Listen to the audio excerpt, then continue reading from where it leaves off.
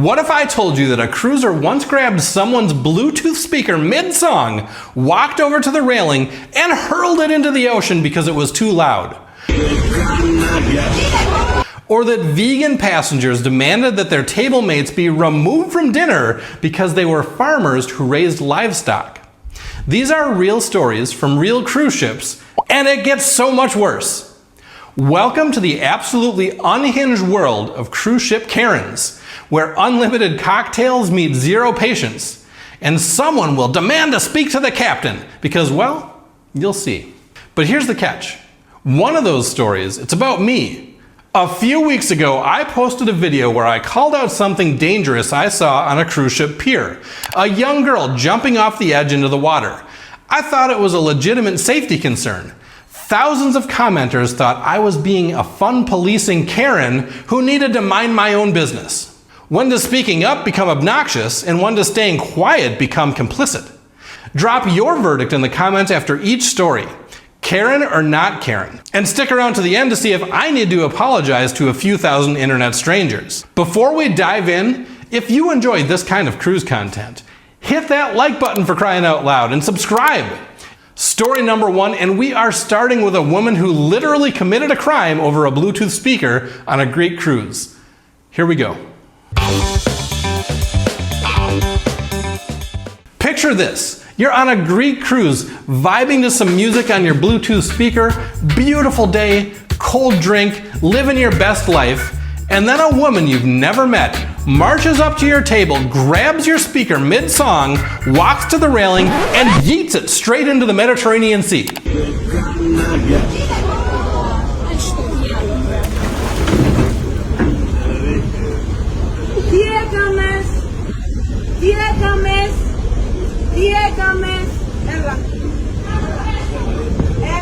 She just casually commits theft, watches it sink to the bottom, and walks away like it's Tuesday. No words, no explanation. Now here's the wild part. When this went viral, people were divided. Half the comments were like, "She's a hero. Nobody wants to hear your music." The other half, "She just stole someone's stuff and threw it into the ocean." And look, cruise ships do have rules about speakers. Now Carnival has actually banned them entirely because of stuff like this. But even if the music was annoying, we can't just start tossing things we don't like into the Mediterranean.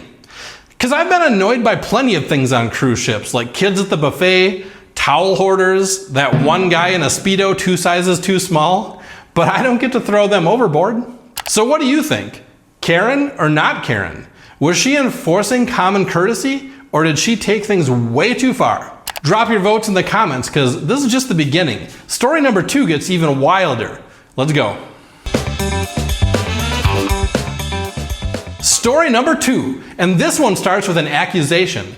A woman posted a viral video calling out celebrity cruises for abandoning her on an island in Mexico. "Y'all, my boat left me." 5 million views. What in the am I supposed to do? I'm literally stuck on an island. Comments started flooding in, full of outrage at the cruise line. How could they just leave someone? She's filming the ship sailing away, getting further and further and further in the distance. What am I supposed to do? I'm literally stuck on an island. People are furious at celebrity cruises in the comments. This poor woman stranded. Except, here's the thing. Other people started chiming in. Cruise ships don't just leave people who get back on time. The boat didn't leave you, you left the boat because cruise ships tell you like 17 times what time to be back. It's your one job. And then she posts a follow-up and the truth comes out. Why did she miss the boat? She got drunk, started vibing to some music on the beach and fell asleep. So she missed the boat because she was passed out on a beach in Mexico. Then tried to blame celebrity cruises like they were the problem. She literally had to fly to the next port to catch up with the ship. So, Karen or not Karen? On the one hand, she admitted her mistake and owned up to it eventually. On the other hand, her first instinct was to blast the cruise line on social media, and it was 100% her responsibility. Drop your vote. Was she a Karen for blaming the cruise line, or does owning up to it later get her off the hook? Because story number 3 is coming in hot. It involves room keys, bras, and very uncomfortable situations. Story number 3, and buckle up because the internet went nuclear over this one. A passenger on Royal Caribbean posted on Reddit that they witnessed something frankly disgusting. Women pulling their room keys out of their bras multiple times in public right before touching drink glasses. The post was titled, "Ladies, get a lanyard." And this person was serious. This is disgusting for the crew members and for everyone who has to touch their drink glasses afterward. Please buy a lanyard. People were divided. Team Disgusted was like, boob sweat on my drink glass? I'll take a hard pass. But Team Practical fired back. You know what's dirtier than a bra? Literally everything else on a cruise ship. People don't even wash their hands at the bathroom. And then the real debate started. Women jumped in. Where else are we supposed to put it? Our swimsuits don't have pockets. You want us to carry a purse to the pool? Get us a wristband. Put it in an Apple Wallet. Design better women's clothes. So, Karen or not Karen? Is the complainer being the Karen for being grossed out by something pretty harmless? Or are the women storing keys in their bras being inconsiderate to crew members who have to handle them afterwards? Drop your vote, Karen or not Karen. And honestly, I want to know, ladies, where do you keep your room key at the pool? Because apparently, this is the most controversial question in cruising. Story number 4 involves the ultimate cruise ship battleground, pool chairs, entitlement, and the age-old battle over deck space.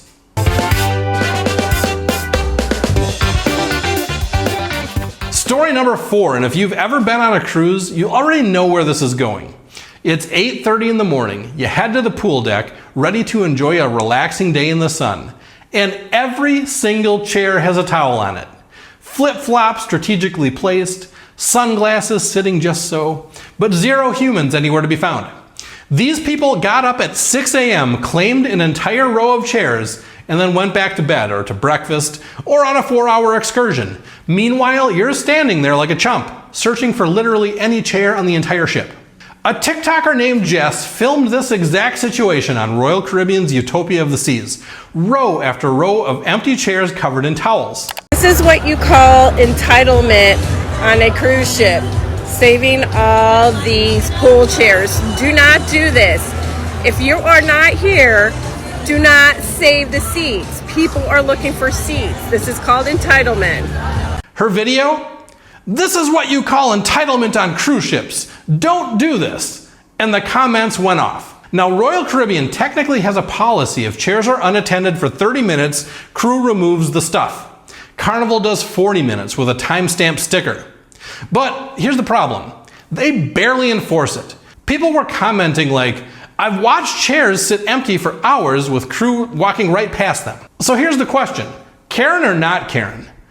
Are the chair hogs the Karens for hogging chairs they're not using? Personally, if you're in the pool or just grabbing a drink at the bar in the area, that's fine. But going on a shore excursion and expecting your chair to be waiting, that's wild. Drop your vote. Karen or not Karen? And honestly, tell me, have you ever been desperate enough to move someone else's stuff? Because story number 5 involves a beach, some musicians, and an American woman who absolutely lost her mind.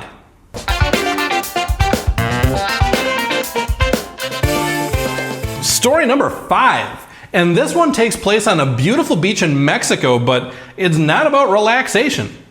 Picture this. You're on a gorgeous public beach. Sun, sand, waves, and there are local musicians playing traditional music nearby. You know, adding to the authentic cultural atmosphere that people literally travel to Mexico to experience. Enter an American woman on a cruise ship port day. And she is not happy about the music, because apparently authentic cultural experiences are only charming when they're not happening near her beach chair.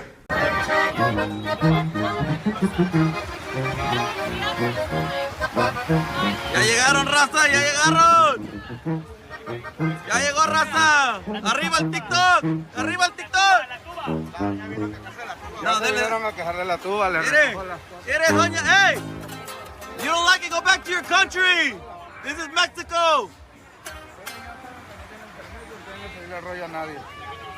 Miren, la gente de TikTok, miren lo que está pasando aquí otra vez. Ahí está, mira.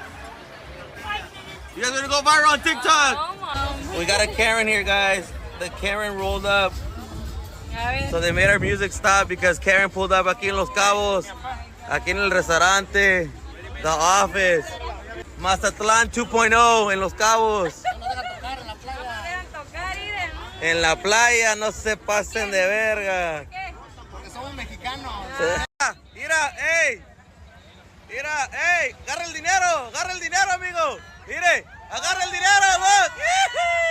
Agarra el dinero. ¡Woohoo! Gente corriente a la verga. Boo! Go back to America. We don't want you here either. Hey, look at that. Zoom in. Karen, please turn around, Karen. Karen!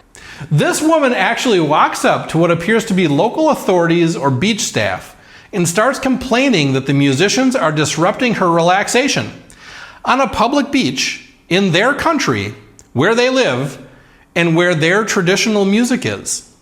You know, kind of their thing. And the internet had thoughts. Comments were brutal. Imagine going to another country and demanding that they change their culture for you. Ma'am, you're the tourist here. If you want silence, stay on the ship. Now, to be fair, maybe the musicians were overly aggressive about tips. Beach vendors can sometimes be persistent. But from the video, she's not complaining about being hassled for money. She's complaining about the audacity of Mexican musicians playing Mexican music on a Mexican beach. The nerve. This is peak, I paid for a vacation so the entire country should cater to me energy. Ma'am, you're on a 6-hour port stop. These people live here. The musicians aren't disrupting your beach experience. You're disrupting their literal job in their own country. So, Karen or not Karen? I mean, come on, is there any universe where marching up to authorities in a foreign country to complain that locals are being too local is not peak Karen behavior? Drop your vote because story number 6 somehow manages to top this level of audacity. And it involves a CEO, barefoot dancing, and an alleged choking incident on a cruise ship.